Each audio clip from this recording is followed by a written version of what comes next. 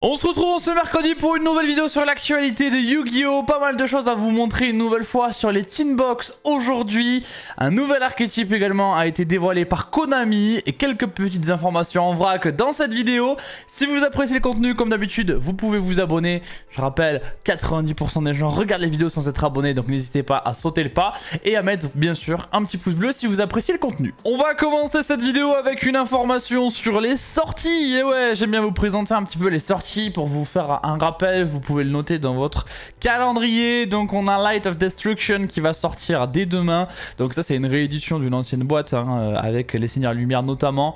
Ça peut peut-être en intéresser certains.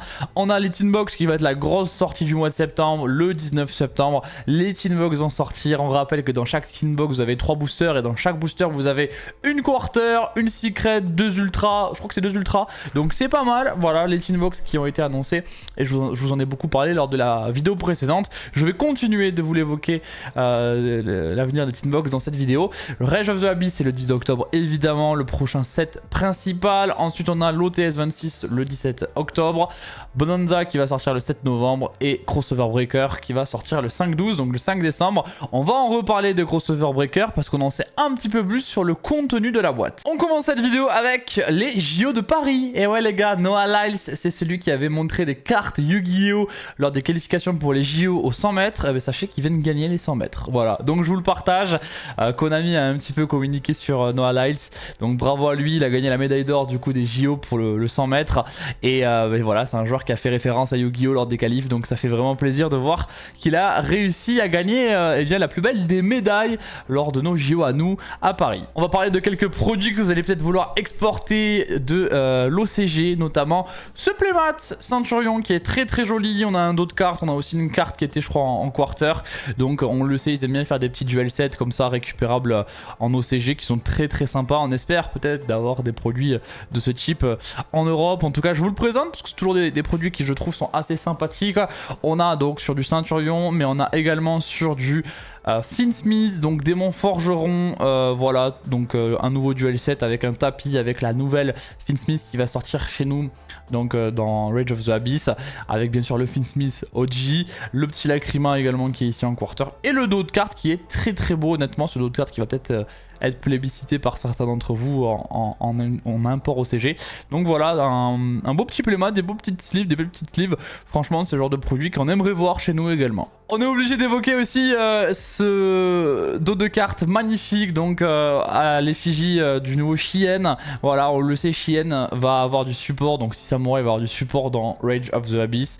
Et en OCG, forcément, ils ont fait des produits autour de ça, avec Shien, le nouveau Shien, je crois que c'est, qui reçoit donc eh bien un dos de carte, donc une sleeve à l'effigie de l'archétype 6 Samurai. Il est vraiment stylé, franchement l'artwork est très beau sur un dos de carte comme ça, donc du très beau taf, et ça peut être aussi un produit que vous allez rechercher en import. On évoque maintenant la Teen Box, pas mal de nouvelles cartes ont été annoncées dans les Teens, je vous présente tout ça maintenant. Donc la Teen Box, toutes les semaines ils dévoilent des cartes qui sont déjà sur la Teen, hein. Donc on avait le Dragon Blanc Bleu la semaine dernière, il y a le Pchikuribuele qui a été annoncé dernièrement, donc étant sur la cover on va dire de la Teen Box. Donc en tout il y a je crois 16 illustrations qui vont faire le tour de la Teen Box, un petit peu finalement comme les dernières années. Donc le voilà, donc le petit Pchikuribuele qui va donc être disponible dans la boîte. On ne sait pas s'il sera en quarter, en secret, on ne sait pas du tout. En tout cas il sera dans la boîte, ça on le sait. Il y a également cette synchro, je ne me souviens plus le nom exact, mais bon vous la connaissez, elle est jouée dans pas mal d'archétypes. C'est une carte assez sympa qui est elle aussi du coup dans la Teen. On a également Utopie double que je vous ai pas mis dans cette vidéo, qui a été annoncé, qui se retrouve juste là. Donc on a également Utopie double donc pour la Teen Box. Au niveau du contenu de la Teen, nous avons des informations supplémentaires. Nous savons que TTT, donc Trust, donc PTT en français, pousser des triples tactiques, sera disponible en secret. Voilà, donc ça c'est l'une des infos qui est très sympa. C'est une carte qui coûtait 40 euros, 40-45 euros, qui était extrêmement cher finalement pour ce qu'elle fait, même trop cher. Donc ça va faire baisser drastiquement le prix de Trust. Et si vous voulez la carte les gars, eh bien à la sortie de la Teen Box, elle va chuter en prix et c'est là qu'il faudra la récupérer. N'attendez pas trop pour la récupérer cette carte là si vous comptez l'acheter, parce que je pense que c'est une carte qui risque de remonter dans le futur. Nous avons également le petit Shining Neos Wingman qui sera disponible en Secret Rare dans la Tin Box, donc ça peut vous intéresser également. Si vous n'avez pas vu ma précédente vidéo, je vous invite à aller la voir parce que je vous parle du contenu de la Tin Box. Là, c'est que des cartes en plus de ce que j'ai annoncé la semaine dernière. Nous avons également deux nouveaux artworks pour Invoked, donc Meshaba qui reçoit un nouvel artwork et Invocation qui reçoit aussi un nouvel artwork. Je pense que c'est des artworks qui étaient disponibles en OCG mais que nous n'avions jamais eu, donc ça fera plaisir à ceux qui sont nostalgiques de quand Invoqué était vraiment très fort dans la méta il y a quelques années, et c'est au final un archétype qui pourrait revenir ou qui peut se splasher dans certains decks, dans certaines stratégies. Nous avons ensuite quelques autres cartes qui ont été annoncées en ultra rare cette fois-ci. Dynamundo qui vient d'être up dans les OTS en super rare, reçoit déjà un nouveau up de rareté en ultra. Shyama reçoit aussi un up de rareté en ultra, et Memory, donc Delicious Memory qui reçoit également un up de rareté en ultra rare. Donc là c'est plutôt bien, ils vont je pense aussi nous mettre des rééditions très cool en up de rareté. On espère pourquoi pas du Tempai, mais ça n'arrivera pas à mon avis vu que c'est trop récent, ce sera pour la team de l'année prochaine. Mais voilà, on espère encore plus de up de rareté bien évidemment.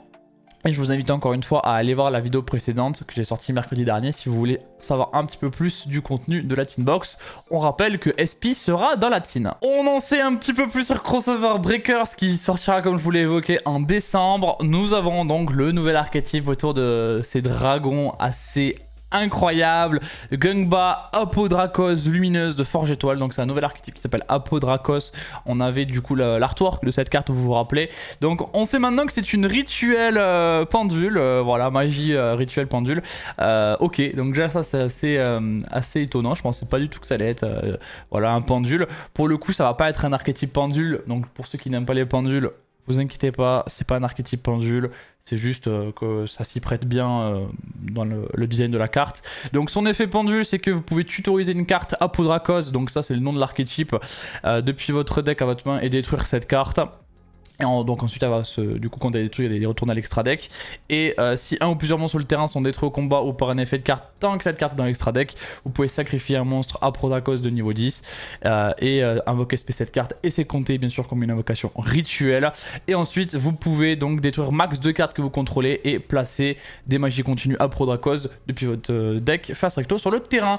Donc c'est une carte assez sympa qui va permettre de tutoriser. Ensuite il faut avoir accès à ces Apodrakos, les mettre sur le terrain, vous pouvez la faire revenir, donc ça c'est plutôt intéressant. Bon, ça va être la carte mandatory du deck. Maintenant, reste à savoir ce qui l'entoure, cette carte-là. Mais la carte est magnifique. L'effet est sympa, hein. Franchement, la carte est très sympa. Elle envoie 3005 d'attaque aussi. Donc c'est un gros body. Ça commence bien. Nous avons ensuite Kuiba, Apodrakos, Drugus de Crack Dino, pardon pour le petit bégaiement. On a en fait un archétype avec plusieurs types de monstres qui vont marcher autour de la pendule que vous venez de voir. Donc là, Kuiba, c'est un dinosaure qui peut se mélanger dans le deck pour tutoriser la magie continue dinosaure, en gros, qui marche avec lui-même. En gros, chacun des monstres de niveau 10 a un type différent et une magie continue qui lui est propre, et vous pouvez le mélanger pour tutoriser la magie continue et bien du monstre. Voilà, donc là c'est plutôt sympa. Il y a un deuxième effet, c'est que s'il y a eu deux pop sur le tour en main phase, vous pouvez la spé depuis votre main, ça va marcher avec l'effet du pendule que vous venez de voir. Et le troisième effet, c'est que vous pouvez placer donc la magie continue que vous contrôlez au-dessus du deck et cibler un nombre de cartes sur le terrain inférieur ou égal au nombre de types de monstres différents parmi les monstres sur le terrain et les détruire. Donc ça va vous permettre de pop quand même pas mal de cartes. Ensuite nous avons Baba Apodrakos, championne de Brume-Wyrm. Donc là c'est un Wyrm évidemment, comme vous le voyez ils sont très jolis hein, en tout cas les Apodrakos, on peut pas dire le contraire. Donc cette carte aussi, qu'est-ce qu'elle nous dit? Elle nous dit que vous pouvez la bannir depuis votre main pour tutoriser la magie continue qui va marcher avec du coup Brume-Wyrm. Voilà, donc ça c'est plutôt sympa. Ensuite le deuxième effet, si un ou plusieurs monstres qui sont bannis face recto, tant que cette carte est actuellement bannie et que minimum 2 monstres sont actuellement bannis, vous pouvez l'aspect. Donc en gros il faut qu'il y ait des monstres bannis, qu'il y en ait minimum 2 et elle-même, donc 1 plus 1 quoi, elle plus une autre, et vous pouvez l'aspect. Donc voilà, va falloir bannir. Il y aura une mécanique bien sûr pour bannir. Et ensuite on peut placer la magie continue qui marche avec cette carte là au-dessus du deck pour tutoriser une carte Apodrakos depuis votre deck, cimetière ou bannissement à la main. Donc ça va permettre de récupérer une ressource en plus, peut-être pour extend, et c'est plutôt intéressant. Ensuite, nous avons le Yumba Apodrakos Abyssal de Chute Serpent. Donc c'est un serpent de mer. C'est cool parce qu'on voit aussi des types de monstres qui sont pas les types les plus populaires de Yu-Gi-Oh! Et ça, je trouve ça très très cool. Ça va peut-être jouer les Arcanbi, ce deck-là. Alors, nous avons comme effet numéro 1, vous pouvez défausser cette carte pour tutoriser la magie continue, donc Chute Serpent. Donc il marche avec ce monstre-ci. Ensuite, en main phase, si vous avez deux monstres qui ont été envoyés depuis la main et ou deck au cimetière, donc qui ont été foolish ou discard en effet rapide, vous pouvez la spé depuis le deck. Donc en fait il y en a une qui marche, vous l'avez vu avec le bannissement, une avec le deck et une avec avec les pop et une avec le cimetière. Donc ils vont pouvoir se respect assez facilement au final. Et ensuite, pareil, vous pouvez placer la magie continue au-dessus du deck et bannissez toute la main de l'adversaire. Et ensuite, il va piocher les mêmes nombres de cartes. Alors ça, c'est quand même très intéressant parce que vous bannissez toute la main de l'adversaire face recto apparemment, parce que c'est pas écrit face verso. Et il pioche le même nombre de cartes, ce qui va vous permettre de savoir ce qu'il joue. Moi, je trouve ça vraiment très intéressant. Et puis, s'il y a des petites one-off qu'il a chopé, bah, elles vont directement aller au bannissement. Enfin, c'est vraiment une carte assez folle pour le coup. Celle-là peut être très intéressante, enfin, en tout cas avoir des informations ça peut être vraiment pertinent, et puis vous pouvez bannir quand même 5 cartes adverses, c'est pas négligeable. Ensuite, nous avons un terrain assez incroyable, la crête d'ascension de transmigration Apodrakos. Le nom, je le trouve incroyable. Les artworks de cet archétype, c'est vraiment une masterclass. Vraiment, la magie de terrain, elle est magnifique. On espère de la rareté pour que ça brille, hein, parce que franchement, c'est beau. Alors, le premier effet, les effets sont super cool du terrain, vous allez voir ça. Lorsque cette carte est activée, vous prenez 3 monstres depuis votre deck, donc un dinosaure, un serpent de mer, une Wyrm, donc les 3 monstres du deck, hein. Vous en ajoutez un à la main, vous en bannissez un et vous envoyez le dernier au cimetière. Donc vous avez compris, vous allez tutoriser le dinosaure, vous allez envoyer au cimetière le serpent de mer et le Wyrm, vous allez le bannir parce que ça fonctionne comme ça dans le deck. Et ensuite vous êtes lock par contre en dragon, dinosaure, serpent de mer et Wyrm, donc en fait vous êtes lock de l'archétype en gros le reste du tour. Enfin, vous n'êtes pas lock exactement de l'archétype, mais en gros vous allez pouvoir jouer que ce que l'archétype veut que vous jouiez, ce qui est une bonne lock pour le coup. Et le deuxième effet, c'est que si vous avez Gongba, donc face recto dans l'extra deck, donc la pendule, vous pouvez invoquer spécialement max 3 monstres Apodrakos de types différents, un depuis le deck, un depuis le cimetière et un depuis votre bannissement. Ok. Voilà, donc bah c'est pas mal du tout, ça va vous permettre justement de spé les 3 directement depuis chacune des zones. Et vu que voilà, vous pouvez faire les 2 effets dans le même tour du terrain, bah vous pouvez faire le premier effet et ensuite faire le deuxième, comme ça bah vous avez un terrain full avec les 3 gros, ce qui est quand même plutôt pas dégueulasse. Ensuite on a une magie jeu rapide, la création du monde Apodrakos, qui va marcher on va dire avec la rituelle. Donc la carte elle est super intéressante parce que elle vous permet de tutoriser un Apodrakos depuis le deck et d'ajouter un monstre pendule Apodrakos, donc le petit Gongba qu'on a vu avant, depuis la main à votre extra deck face recto. Donc vous pouvez tutoriser n'importe lequel des 3 que vous souhaitez Apodrakos, et cette carte et la pendule va directement à l'extra deck face recto, ce qui vous permet ensuite de lancer les combos. Donc c'est très intéressant. Et en main phase, si vous contrôlez une carte monstre pendule Apodrakos, vous pouvez bannir cette carte et un monstre Apodrakos depuis le cimetière, et vous pouvez spé du deck un monstre du même type que le monstre que vous avez banni. Donc en plus de ça, c'est une carte magie jeu rapide qui fait des choses en plus, comme les magies jeu rapide récentes. Et encore une fois, l'artwork est une masterclass, donc plutôt intéressant. Ça tuto très bien cette carte là, ça tuto 2 fois au final, une carte pour votre main, une carte pour l'extra deck. C'est vraiment très intéressant. La première magie continue que je vous montre, c'est la porte d'ascension de Chute Serpent Apodrakos. Donc c'est celle qui marche avec le serpent de mer évidemment, vous l'avez compris. Ce qui est très cool dans l'artwork aussi, c'est qu'on a pas mal de créatures disponibles déjà dans Yu-Gi-Oh! Et qui sont mis voilà, dans l'artwork, donc ça c'est très cool. Donc la carte a 3 effets, on ne peut contrôler qu'une seule porte, donc que cette carte une fois. Enfin, on peut contrôler qu'une carte comme celle-ci sur le terrain.